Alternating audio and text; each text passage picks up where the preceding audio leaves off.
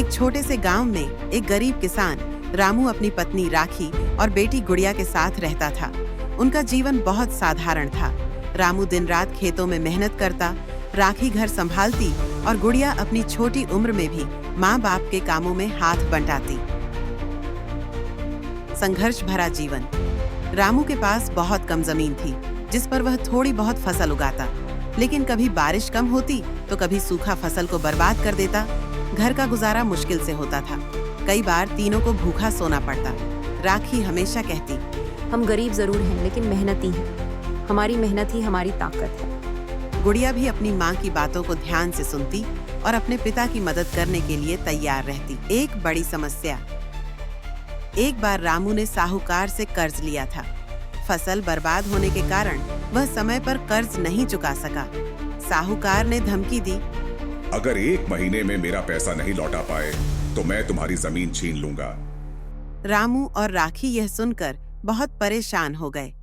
गुड़िया ने पिता से कहा, पिताजी, हम हार नहीं मानेंगे। मैं भी आपकी मदद करूंगी। हम सब देकर मेहनत करेंगे।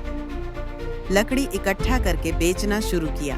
वह गांव के लोगों के घरों में छोटे मोटे काम करने लगी। इस बीच रामू ने भी दिन रात खेत में काम करना जारी रखा। चमत्कारिक दिन। एक दिन गुड़िया को खेत में मिट्टी में एक चमकती हुई चीज दिखाई दी। उसने अपने पिता को बुलाया। जब रामू ने उस जगह को खोदा तो वहां एक पुराना मिट्टी का घड़ा मिला। घड़े में चांदी के सिक्के भरे हुए थे। राखी ने कहा,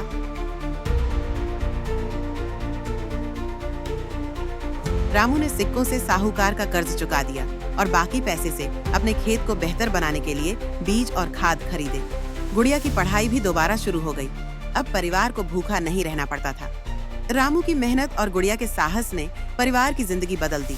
उनकी फसल अच्छी होने लगी और उनका जीवन धीरे धीरे खुशहाल हो गया। ये कहानी सिखाती है कि मेहनत, हौसला और परिवार का साथ हर मुश्किल को आसान बना सकता है। ईमानदारी और सकारात्मक सोच से गरीबी और कठिनाइयों को भी हराया जा सकता है।